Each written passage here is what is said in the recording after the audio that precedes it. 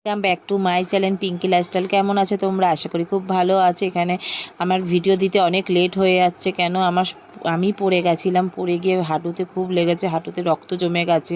Doctor দেখানোর পরে ওই জন্য ভয়েস দিতে পারছিলাম না বলে ভিডিওটাও ছাড়া হচ্ছিল না। আর খুব শরীরটা খারাপ, কাশি, তোমরা জানোই খুব কাশি আছে, কাশিটাও কমছে না। তো এখন একটু অনেকটা কম আছে, কিন্তু হাঁটু ব্যথাটা ঠিক নেই। আর এদিকে বৃহস্পতিবার ছিল, ভাইফোঁটার দিন। আমি সকাল সকাল উঠে গিয়ে পুজো টুজো দেওয়ার পরে আমি মিষ্টি কিনতে চলে গেছিলাম। এসে দেখি তাতান মিঠাই সবাই উঠে গেছিলো, তো ওদেরকে চান টান করে রেডি করে নিয়েছিলাম, কেন একটু বাদেই দাদা এসে যাবে ওই জন্য। তো আমি এদিকে প্লেট সাজিয়ে নিয়েছি, তো কেন দাদা এসে যাবে, এসেই বাড়ি চলে যাবে, তো ওই জন্য আমি তাড়াতাড়ি করে সব গুছিয়ে রেখে দিয়েছিলাম যেন আসলে ভাইফোঁটাটা সঙ্গে সঙ্গে দেওয়া হয়ে যাবে। তো আমার গোছানোর পরে মিঠাইকে বললাম একটু চন্দন বেটে নে, কেন চন্দনের ফোঁটা দিতে হয়। তো আমার দাদার বৃহস্পতিবারে চন্দন ফোঁটা মানে দিতে নেই বলে ওই জন্য দই কিনে এনেছিলাম, দইয়ের ফোঁটা দেবো। এদিকে মিঠাই দেখো চন্দন বাটছে আর হাসছে ওই জন্য। আর এদিক দিয়ে তাতান বারবার খোঁচা মারছে ওকে, তো আমি বলছি করিস না তাতান, তাও ওকে মানে সবসময় বদমাশি করতে হবে। এদিকে দেখো এটা হলো ওর একটা পিপির ছেলে, তো ওই জন্য এসে গেছে। তো আমার দাদাও এসে গেছে, দুজনকেই ভাইফোঁটা দেবো। তো মিঠাই আবার ওকে ঠিক করে বসিয়ে দিচ্ছে, বলছে ঠিক করে বসতে পারছিস না। তো এদিকে তোমাদের দাদাভাই ঠান্ডা জল নিয়ে চলে এসে, তখন দাদাভাই অনেক 2-3 জায়গায় ফোঁটা নেওয়া হয়ে গেছে, তারপরে আমাদের চলছে। তো দাদা আসার পরে এদিকে দেখো আমি এখানে চিকেন কষা বাড়িতেই করে নিয়েছিলাম। আর তাতানকে নিয়ে আমি রান্না টান্না অত করতে পারবো না বলে ওই জন্য বাইরে থেকে বিরিয়ানি কিনে এনেছিলাম। তো দাদাকে খেতে দিয়ে দিচ্ছি, ওদিকে মিঠাইকে আর মানে বাবান, ওর নাম হলো বাবান, তো ওদেরকে দুজনকে খেতে দিয়ে দিয়েছিলাম। বলছে আমরা একই থালায় খাবো দুজনে, তো বছরে ওই একবারই ও আসে, তো ওই জন্য একসাথে বসে খেয়ে নিয়েছে। আর আমার দাদা চলে গেছিলো, কিন্তু যেতে যেতে আবার অর্ধেক রাস্তাতে ফোন করেছে যে তাড়াতাড়ি আয়, আমার জামা আমি রেখে এসেছি। তো আবার জামা দিতে গেছিলো, এসে দেখি দিদিভাই চলে এসেছে, দিদিভাই আবার ফোঁটা টোটা দেওয়া চালু করে দিয়েছিল। এই বছর সবাই আমার বাড়িতে এসেই সবাই ফোঁটা নিয়েছে। তো দিদিভাই ফোঁটা দেওয়ার পরে এদিকে দেখো মটন বিরিয়ানি দিয়েছে, মটন চাপ দিয়েছে, কোল্ড ড্রিঙ্কস দিয়েছে, আরও মিষ্টি টিষ্টি সব দিয়ে গেছে। আর আমরা সবাই দিদিভাইকে পয়সা দিয়ে দিয়েছিলাম, 2 ভাই মিলে পয়সা দিয়েছিল, মানে আমার ভাসুর আর আমার বর মিলে পয়সা দিয়েছিল। ওদিকে শুভ তো দিদিভাইকে একটা কুর্তি কিনে দিয়েছে। তো এসব দেওয়ার পরে দেখি তো দিদিভাই চলে গেল। তারপরে দেখি একটা পার্সেল অর্ডার দিয়েছিলাম তোমার দাদা ভাইয়ের জন্য, তার মধ্যে ছিল একটা মানি ব্যাগ, একটা পয়সা রাখারই ব্যাগ, মানে যে হোম ডেলিভারি করে যখন, যে যারা নেয় তাদের ওই পয়সা রাখা বা বাইরে ঘুরতে যাওয়ার সময় যে ব্যাগটা লাগে, সেই ব্যাগ ছিল একটা, মানে আর একটা ঘড়ি ছিল, একটা বেল্ট ছিল, একটা ছোটো হেডফোন ছিল। তো এইসবই ছিল। তো ঘড়িটা আর হেডফোনটা অতটা না, কিন্তু বেল্ট আর মানি ব্যাগ, এই ব্যাগটা খুব সুন্দর এসছে। তো অর্ডার দিয়েছিলাম, কারণ একদমই ওর ছিঁড়ে গেছিলো, ও নিজেও দিতে চায় না কিছু, তো আমি নিজেই অর্ডার দিয়ে দিয়েছিলাম। তো দেখতেই পাচ্ছ কতটা খুশি ওর মুখ দেখে। তারপরে সবাই মিলে একটু ফটো টটো তুলে নিলাম। তো ওরা এবার বাড়ি চলে যাবে, তো দিদিভাইকে বললাম যে একটু ফটো তুলে না, দিদিভাইকে ফটো তুলছি। আর এদিকে দেখো আমার ভাসুর একবার এদিক যাচ্ছে একবার ওদিক যাচ্ছে, মানে এত বিরক্ত করবে কি বলবো তোমাদেরকে, মানে কোনো কাজ করার সময়।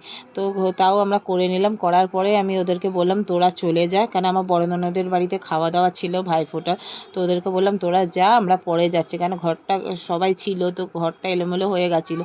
তো গুছিয়ে টুছিয়ে সব, তারপরে তাতানের জল গরম করে সব খাবার দাবার নিয়ে তারপরে তো যেতে হবে।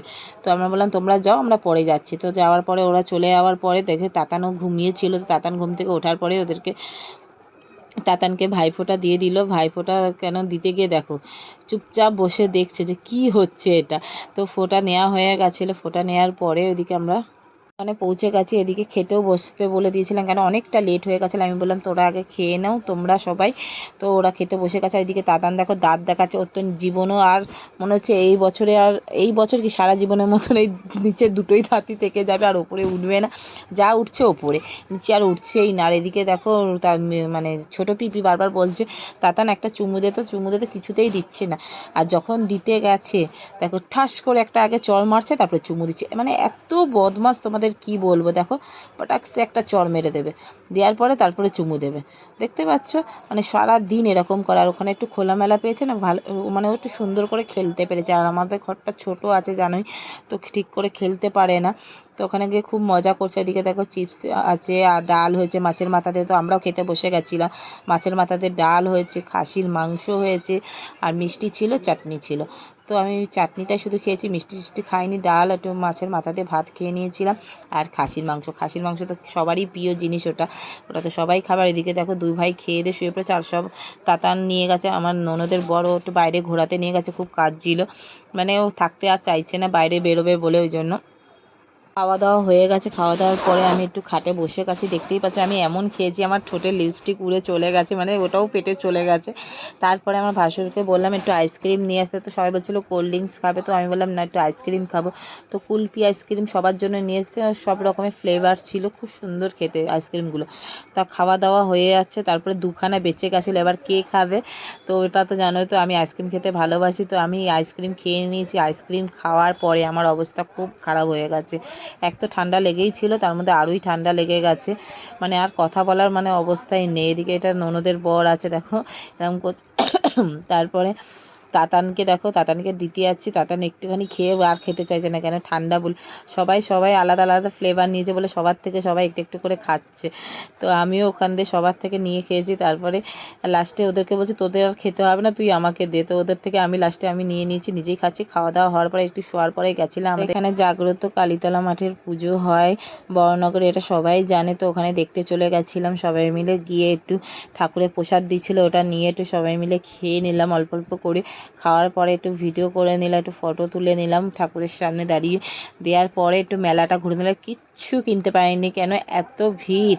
আর তাতান একদমই থাকতে চাইছিল না, গরম লাগছিল, আর সারাদিনটা ক্লান্ত হয়ে গেছিলো তাতান, ওই জন্য আর কিচ্ছু কিনতে পারিনি, ঠিক মতন ঘুরতে পারিনি একটু।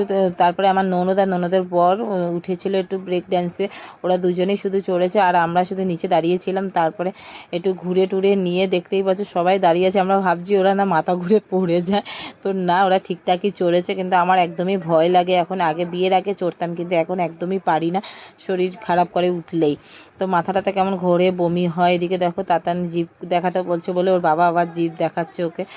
তারপরে এরকম এইসব করার পরে আমরা মেলা ঘুরে একটু চলে এসেছি। আমাদের পাড়ায় ভূতের প্যান্ডেল হয়, ওখানে ভূতের প্যান্ডেল দেখতে গেছিলাম। এবছর মানে এই দুটোই ঠাকুর দেখেছি ওই একদিনই বেরিয়ে, আর সারাটা দিন আমি মানে 2-3 দিন ঘরেই ছিলাম। তো ভূতের প্যান্ডেল দেখার পরে দেখতেই পাচ্ছি ডাকছে আবার বট গাছের গোড়াতে ভূতটা। তো আমরা দেখে নিয়েছিলাম, একটু ভয়ও লাগেনি ওসব, মানে বাচ্চারা অত কি করতে পারে, একটা বড়রা যতটা ভয়ঙ্কর হয়, তো এগুলো বাচ্চাদেরই দেখে ভয় লাগবে, আমাদের তো আর ভয় লাগবে না। তো তারপর ওদের সাথে একটু কথা বলে একটু ভিডিও করে নিয়ে তারপরে বাড়ি চলে এসেছিলাম। মটন বিরিয়ানি তোমরা দেখেইছিলে, দিদিভাই দিয়ে গেছিলো রাত্রিবেলা, সেই মটন বিরিয়ানি আর মটন চাপ খেয়ে দিয়ে সবাই শুয়ে পড়েছি। সবাইকে গুড নাইট, ভালো থেকো, সুস্থ থেকো।